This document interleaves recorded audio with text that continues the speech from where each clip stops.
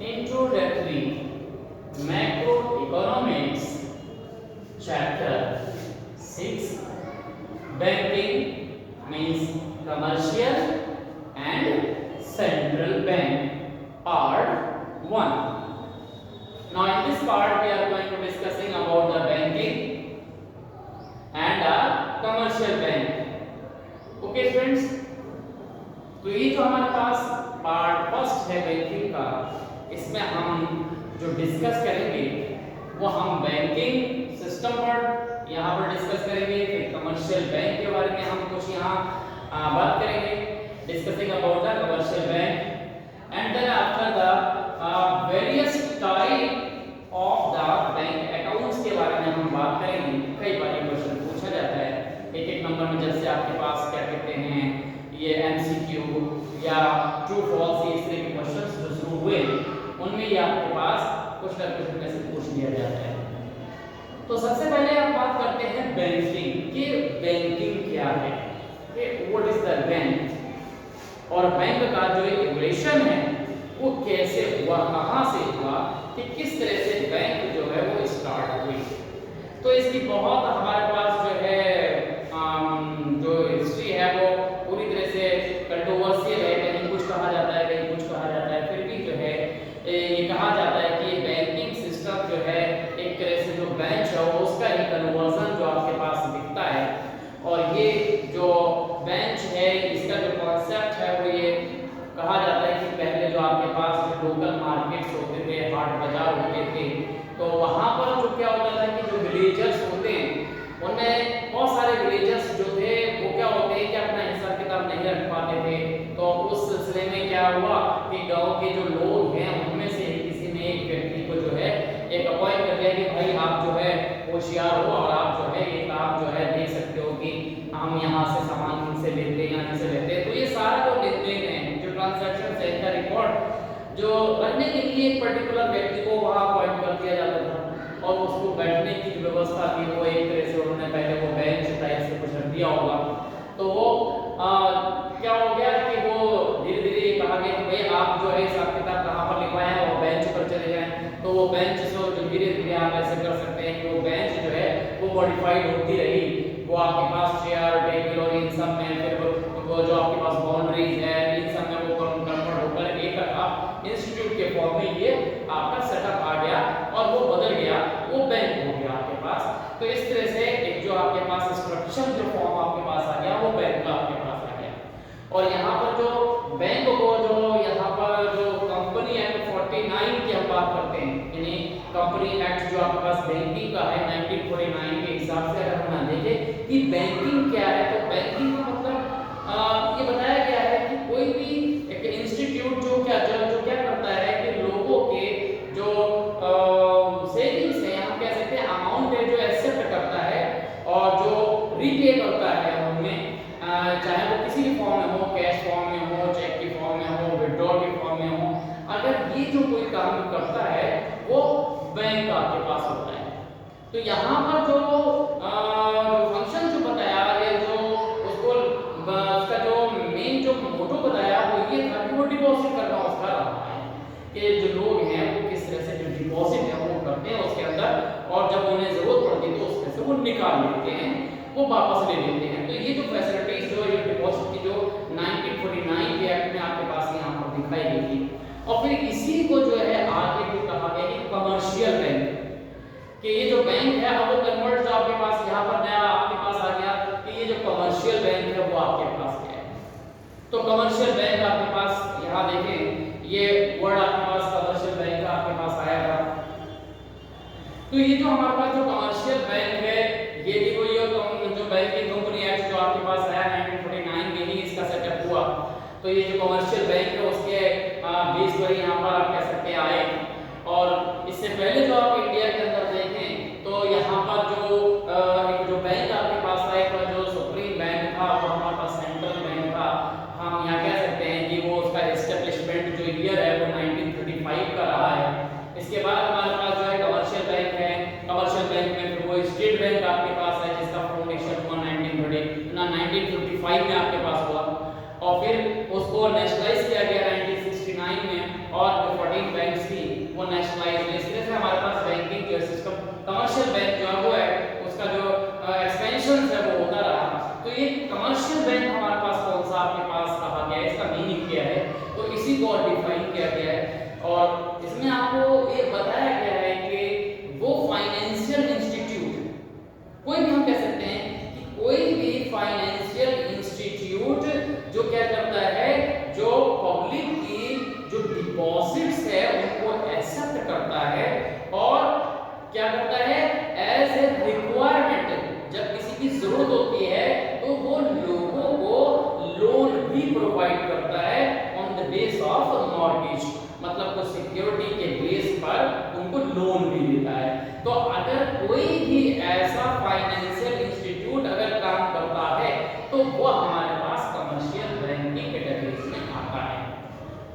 अब इसी में हम कह सकते हैं कि जो लोकल आपके जो बैंकर्स होते हैं, आपने देखा होगा कि जो सोनार आपके पास होते हैं, जो गोल्ड स्मिथ्स होते हैं, यहाँ उनकी भी बोर्ड पर आपके पास लिखा होता है, उसमें आप लिखा हुआ है कि जल सेठ काशीनाथ और उसमें लिखा होता है उसके बाद में कि ज्वेलर्स एंड बैंकर्स।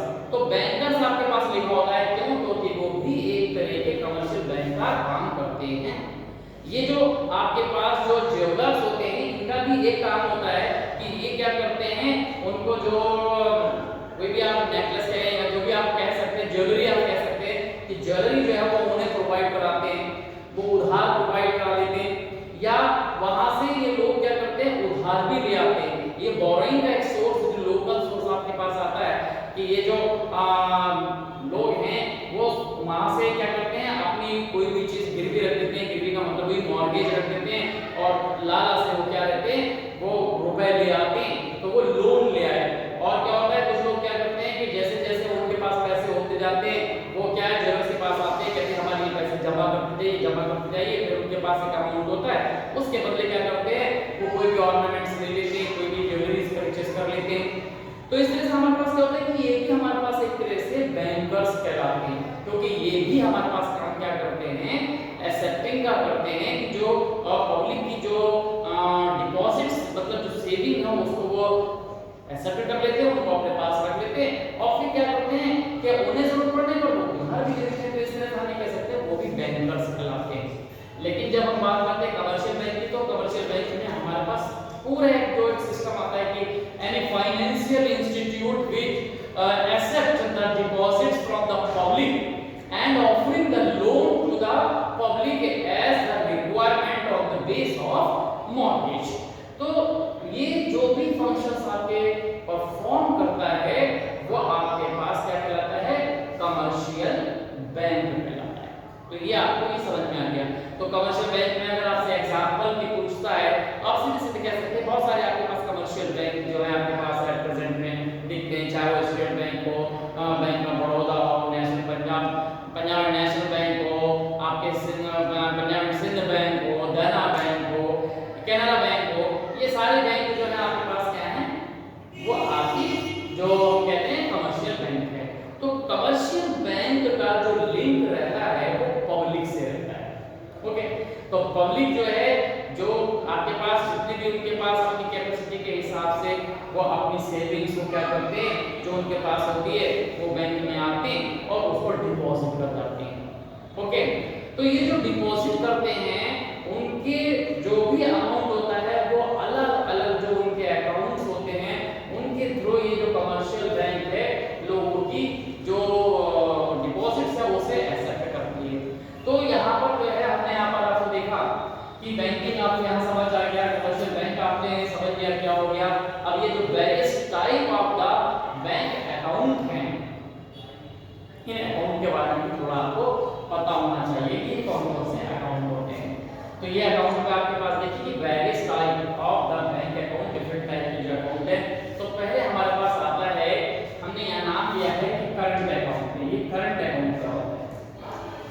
देखिए ये जो करंट अकाउंट होता है ये केवल बिजनेसमैन का होता है, ट्रेडर्स का होता है। ये वो लोग होते हैं कि जो अपना जो डेली जो इनका बिजनेस है वो लोग ये करते हैं और इसका ये फायदा होता है कि वो जो ट्रांजैक्शंस है वो चाहे दिन में कितनी बार कर लें, ये एक तरह की फैसिलिटीज है जो कमर्शियल बैंक जो है ट्रेडर्स को ये जो करंट अकाउंट है इसमें जो एक मिनिमम जो क्वांटिटी है उससे ये अकाउंट आपका ओपन होता है और इसमें जो फंक्शंस होते हैं ये आपके पास क्या होता है कि जिसने भी बैंक करंट अकाउंट को ऑन किया हुआ है या ओपन किया हुआ है कमर्शियल बैंक में तो उसका काम ही कमर्शियल बैंक करने लगती है। हाँ, ये आपको इसमें ध्यान रखना पड़ेगा कि इसमें जो करंट अकाउंट है इसमें कोई भी इंटरेस्ट जो है वो नहीं मिलता है। कमर्शियल बैंक इस पर जो इंटरेस्ट है उसका वो नील होता है, जीरो इंटरेस्ट मिलता है इसके ऊपर। अगर किसी भी ट्रेडर्स ने अकाउंट खोल रखा है तो उसको उस पर इंटरेस्ट नहीं मिलेगा, उसको एक्स्ट्रा कोई भी बेनिफिट नहीं मिलेगा, बल्कि उससे क्या होता है कि मेंटेनेंस चार्ज जो है वो बैंक को पेड करना पड़ जाता है। ओके, लेकिन इससे फायदा ये होता है कि जो जितने भी ट्रेडर्स होते हैं इनको बार बार क्या होता है कि ट्रांजैक्शन करने पड़ते हैं। किसी को मान लिए जो बड़े व्यापारी हैं, बड़े ट्रेडर्स हैं जिनको कि लाखों में करोड़ों में पैसा रोज जो है इधर से उधर देना है, तो वो क्या होता है कि ये इस करंट अकाउंट के जो मतलब अगेंस्ट उनको चेकबुक मिल जाती है, तो इससे क्या होता है कि जो पेमेंट्स होते हैं और रिसीट्स होती हैं उनको बहुत आसानी हो जाती है। और नहीं तो अगर आपको किसी को पैसा देना हो तो आप अगर मान लीजिए किसी को 50 लाख का आपको क्या करना है, पेमेंट देना है, तो सीधी सी बात है कि 50 लाख का आप उसको काउंटिंग करेंगे, फिर एक जगह से दूसरी जगह लेकर जाएंगे, तो कितना आपको उसकी सेफ्टी से लेकर सारी चीजें अपने आप ही करनी पड़ेंगी। तो ये सारे काम जो है वो बैंक कर देती है और आप बिल्कुल क्या होते हैं, फ्री हो जाते हैं। आपने क्या किया, करंट अकाउंट से किसी के भी नाम पर चेक दे दिया और वो चेक बैंक के जो भी पर्सन गया उसके पास जाएगा, वो अमाउंट वहां से ट्रांसफर हो जाएगा, आपको पता भी नहीं लगेगा। दिन में आप 1 या 10 या कितने की जो ट्रांजैक्शन है उसमें आप कर सकते हैं। तो ये जो करंट अकाउंट है इसमें केवल ट्रेडर्स का ही इसमें रोल रहता है, वही इसके अंदर करते हैं। हाँ, ये हमारे पास आ जाता है। नेक्स्ट जो आपके पास है सेविंग अकाउंट। देखिए, एक सेविंग जो अकाउंट होता है वो जनरल आपके पास अकाउंट होता है, सेविंग अकाउंट जिसे हम बोलते हैं।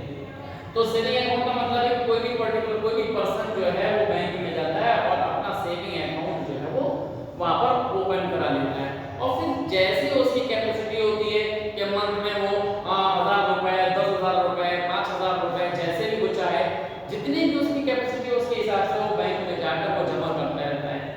हाँ, ये बात अलग है कि सेविंग अकाउंट पर जो है जो रेट ऑफ इंटरेस्ट है वो उसे मिलता है।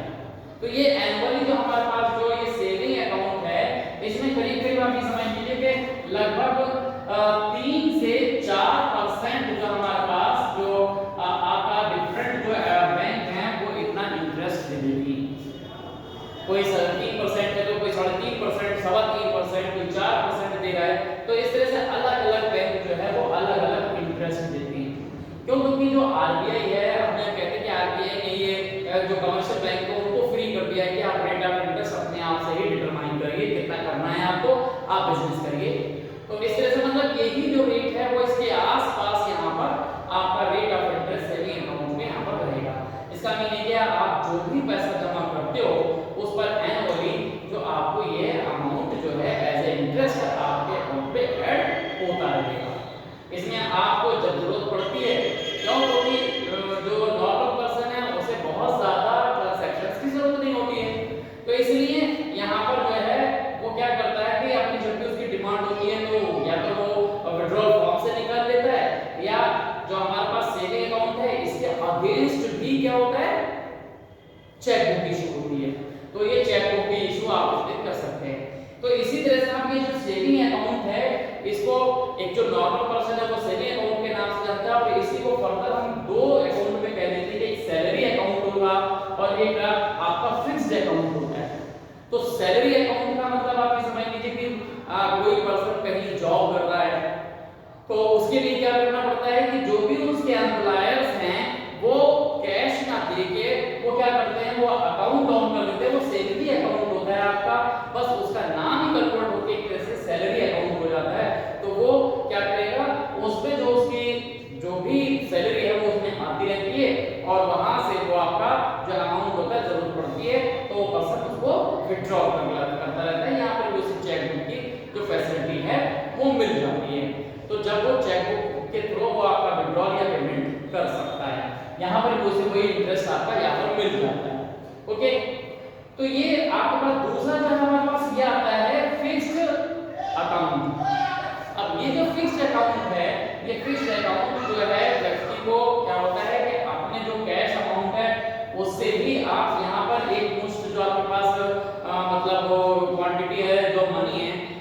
आपने क्या किया कि एक ही बार में 10,000 रुपए जमा कर दिए, और ये जमा होते हैं टाइम बाउंड होते हैं कि किसी पर्सन ने क्या किया कि 10,000 रुपए 5 साल के लिए जमा कर दिए। देखिए इसके अंदर भी आपके पास होता है कि अगर ये अमाउंट जो है 50,000 से ऊपर है, हर बैंक की अपनी लिमिट होती है, तो वो कैश जो है वो आपसे नहीं लेता, तो वो ये कहता है कि आप अपने अकाउंट से दीजिए। तो अगर अकाउंट होता है तो वहां से ये पैसा फिक्स्ड होता है, तो क्या हो जाता है आपने 50,000 रुपए अपनी जो इस सैलरी जो सैलरी अमाउंट है इसमें से इसको फिक्स कर दिया। मान लिया आपने 50,000 रुपया 2 साल के लिए फिक्स कर दिया, तो ये 2 साल के लिए क्या हो गया, आपका पैसा अब फिक्स है। आप इससे पहले इसमें से कुछ विथड्रॉ नहीं कर सकते, इसलिए कहते हैं कि जो फिक्स्ड अकाउंट है आपके पास, इसके अगेंस्ट जो है वो चेकबुक नहीं होती है। लेकिन हाँ, ये आप जरूर कह सकते हैं कि जो हमारे पास फिक्स्ड हमारे पास जो अमाउंट है, इसमें रेट ऑफ इंटरेस्ट जो होता है वो इससे कहीं ज्यादा होता है। वो आप यहाँ देख लें कि ये जो रेट है आपके पास, इस पर ये जो रेट ऑफ इंटरेस्ट है वो आप यहाँ पर देखें कि अलग-अलग बैंक का 7% से करीब 7.5% तक आपके पास ये रेट ऑफ इंटरेस्ट यहाँ पर आपको मिल जाता है। ये जो हमारे पास क्या है, ये 7% से किसी पे 7.25% किसी पर, ये अलग-अलग जो बैंक आपके पास इस तरह से रेट ऑफ इंटरेस्ट जो है वो पेड करती है। लगभग इतना अमाउंट जो है वो एज ए इंटरेस्ट जो अलग-अलग बैंक का होता है। आईसीआईसीआई का अलग होगा, एसबीआई का अलग होगा, एचडीएफसी का अलग होगा, ये सारे बैंक है वो अपना-अपना अलग होता है। अब कुछ जो आपके पास जो बैंक होते हैं, जो लिमिटेड बैंक होते हैं, ये जो है रेट ऑफ इंटरेस्ट ज्यादा भी कर सकते हैं। क्यों? क्योंकि जो रिजर्व बैंक ने जो आपके पास जो रेट फिक्स करने की जो पावर है वो कमर्शियल बैंक को दे रखी है। अगर कोई प्राइवेट जो बैंक है अगर आपके पास, वो चाहे तो वो रेट इंटरेस्ट जो है वो आपको बढ़ा के दे सकता है। जैसे आप देखिए कि अगर हम यहाँ बात करते हैं कि कोई भी बैंक होती है जो आपके पास कमर्शियल बैंक है, उसमें आपका पैसा लगभग डबल करने की बात हो तो वो 7.5 साल लग जाते हैं, किसी को 8 साल लग जाते हैं, तो रेट ऑफ इंटरेस्ट के ऊपर डिपेंड करता है। लेकिन कुछ एक बैंक जो आपके पास प्राइवेट बैंक है, जैसे आपके पास आजकल आपने बहुत नाम देखा होगा, बंधन बैंक आपके पास आती है, अब वो 4 साल में आपका डबल कर देती है, 4.5 में डबल कर देती है, तो वो उनके ऊपर डिपेंड करता है कि वो रेट ऑफ इंटरेस्ट उनका कितना है। लेकिन जितने भी हमारे पास जो नेशनलाइज बैंक है, उन बैंक की रेट ऑफ इंटरेस्ट इसी रेंज के अंदर आपके पास दिखाई देती है। तो आपको ये समझ में आ गया कि करंट अकाउंट जो आपके पास है वो बिजनेस बैंक का आपके पास आ गया, ओके। और जो सेविंग जो आपके पास है वो आपके पास अकाउंट है, वो आपके पास क्या हो गया, ये नॉर्मल जो पर्सन का हो गया आपके पास। ये जो हमारे पास सैलरीड पर्सन है जिनका इनकम का जो सैलरी होती है, तो ये अपने इंस्टीट्यूट में अपना अकाउंट जो है ओपन कर लेते हैं। सैलरी अकाउंट यहाँ से उनका ओपन हो जाता है, जहाँ पर जो है वो पर्सन अपना को जमा करने से वो बच जाता है। वहीं जो इंस्टीट्यूट होता है वहीं से जो उसके एम्प्लॉयर्स होते हैं उसकी सैलरी में वो ट्रांजैक्शंस कर देते हैं।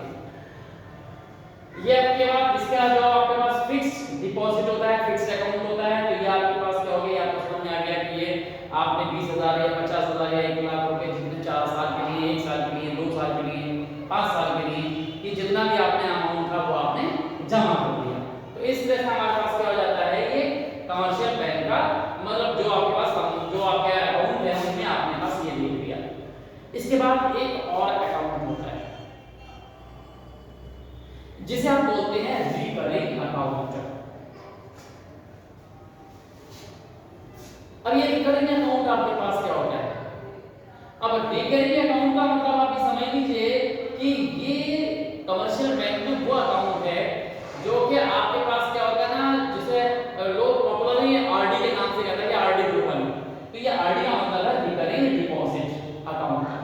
तो आरडी का मतलब यही होता है कि इसमें क्या होता है कि जब पर्सन क्या होता है रिकरिंग अकाउंट बोलता है, तो वो क्या करता है कि बैंकों को ये बोल देता है कि भाई देखिए हम इसके अंदर डिपॉजिट करते रहेंगे और मंथली डिपॉजिट करेंगे कि मानिए हम 500 रुपए हर मंथ जमा करते रहेंगे। तो इस तरह से उन्होंने 1 साल के लिए रिकरिंग अकाउंट खोला, यानी कि जो 12 जो इंस्टॉलमेंट है वो जमा करने की वो खोलेंगे। तो इसमें क्या होगा कि साल भर जो आपने जो टाइम बाउंड लिया है, रिकरिंग का मतलब डिपॉजिट ही करना है, उसमें से निकलना नहीं, विड्रॉल नहीं होना है। जैसे कि आपके पास सेविंग अकाउंट है, इसके अंदर से आप विड्रॉल कर लेते हैं उसके, लेकिन फिक्स्ड में से आप विड्रॉल नहीं कर पाते हैं। तो यहाँ जो रिकरिंग अकाउंट है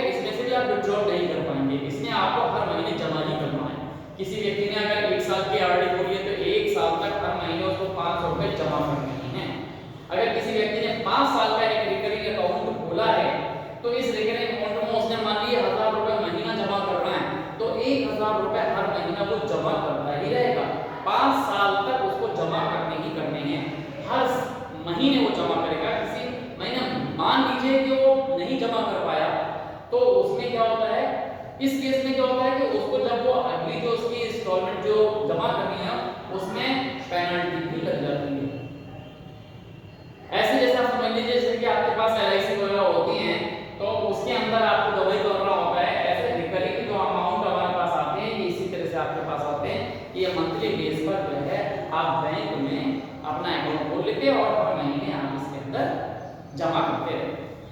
तो इस तरह से हमारे पास ये जो हमारे पास जो रिकरिंग डिपॉजिट है, इसके ऊपर जो रेट ऑफ इंटरेस्ट है, अगर हम इसकी बात करें रेट ऑफ इंटरेस्ट की, ये अगर हम रेट ऑफ इंटरेस्ट की बात करते हैं किसकी, रिकरिंग डिपॉजिट की, तो इसके अंदर ये जो 5% से लेके आपके पास 5.5% ये आपके पास ये जो रेट ऑफ इंटरेस्ट है ये इसकी रेंज आपके पास लगभग होगी। तो ये जो रेंज है आपके पास वो आपको यहाँ दिखेगी। तो रिकरिंग अकाउंट जो आपके पास होता है उसमें ये जो रेट ऑफ इंटरेस्ट है वो आपके पास मिल जाता है। तो इस तरह से आपको ये समझ में आ गया कि ये जो डिफरेंट अकाउंट है हमारे पास ये आपके पास आ जाते हैं।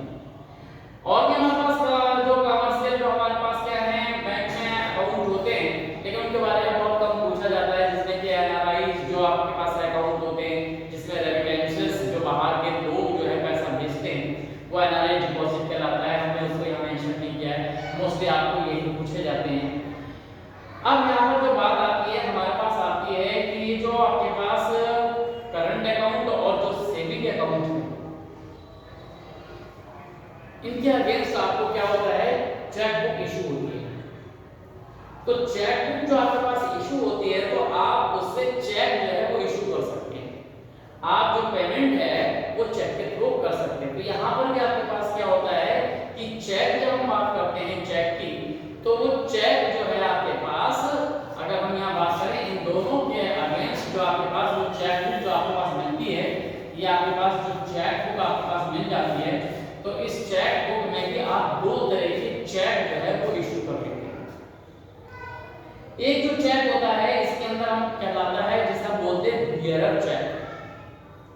अब ये बियरर चेक आपके पास क्या होता है ये भी आप समझ लें कि बियरर चेक का मतलब क्या होता है। अब जैसे मान लीजिए कि एक व्यक्ति है, मान लीजिए कि अभी हमारा अकाउंट है और हमें क्या है एक चेक बुक मिली है।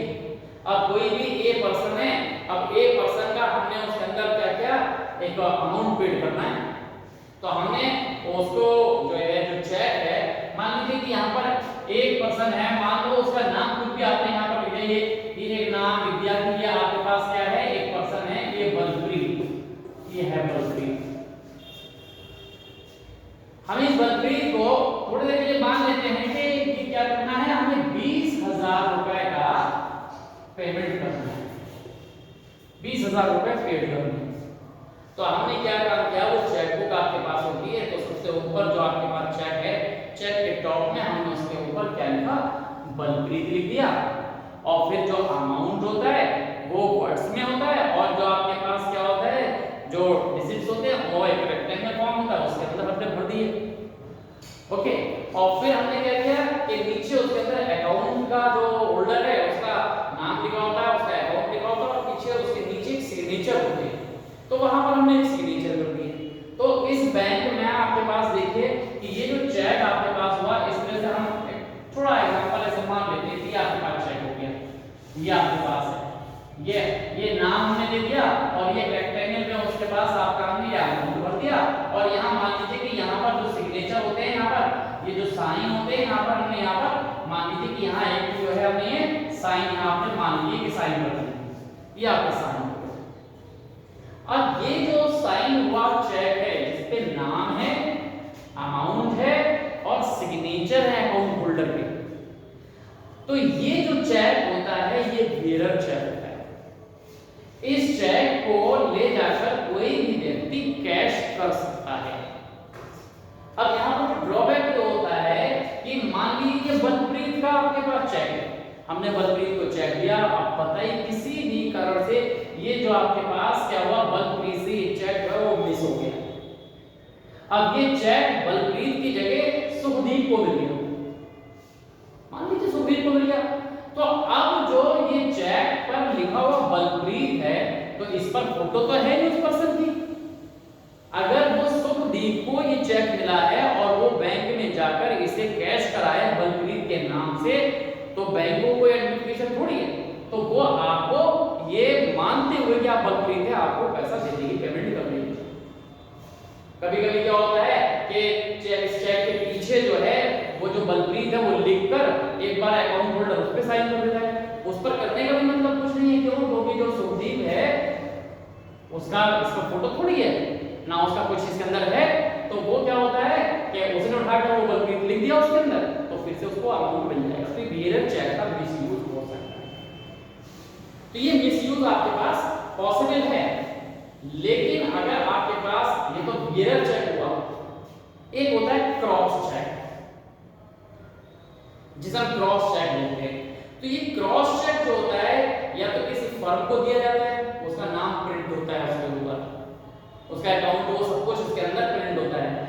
लेकिन अगर ये नाम प्रिंट नहीं है जो आप अपनी चेक बुक से दे रहे हैं, तो इसको भी क्रॉस करना होता है। तो क्रॉस का मतलब हो गया कि ये वो चेक आपने इशू किया है जो नाम यहां हमने लिखा है बलप्रीत, तो ये जो क्रॉस चेक होगा, क्रॉस चेक कभी भी कैश नहीं होगा, वो सीधे सीधे ये जो नाम लिखा है इसके अकाउंट में रहेगा, अकाउंट में ही वो जाकर डिपॉजिट होगा।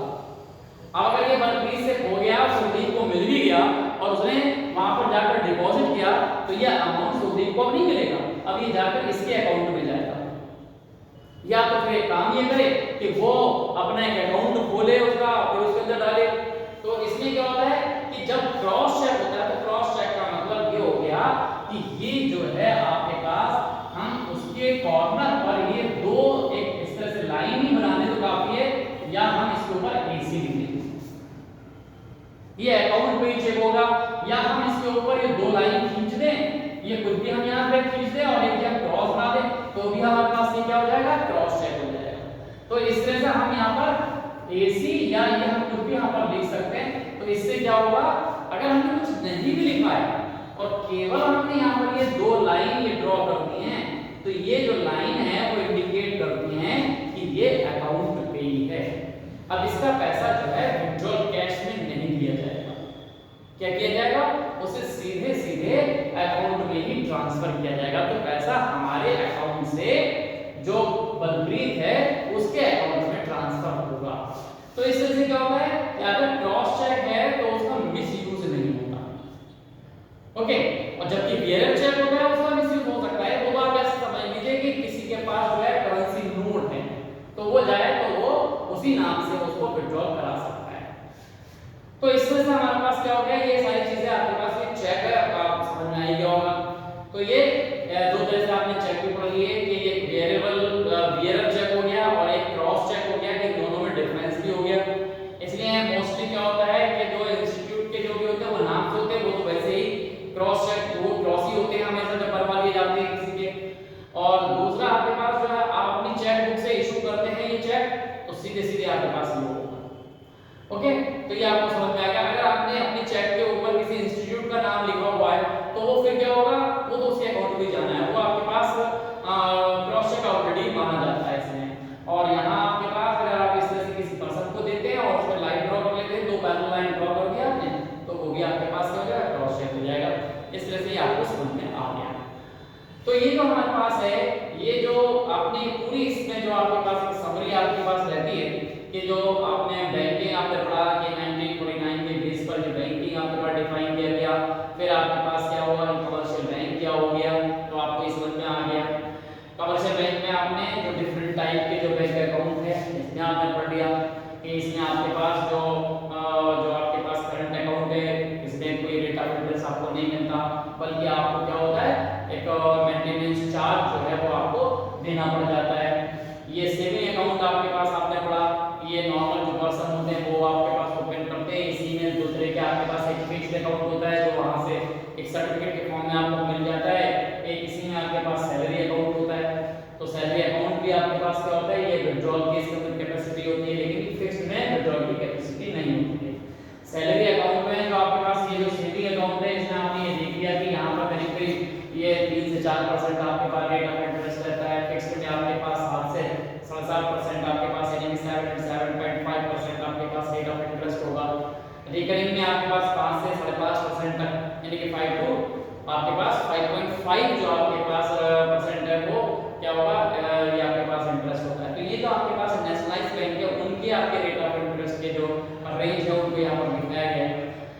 और बाकी जो प्राइवेट है वो अपने अपने तरह से आपके रेट ऑफ इंटरेस्ट को डिफाइन करते हैं, तो वो उनका आपका काम होता है। तो इस तरह से ये आपके समझ में आ गई।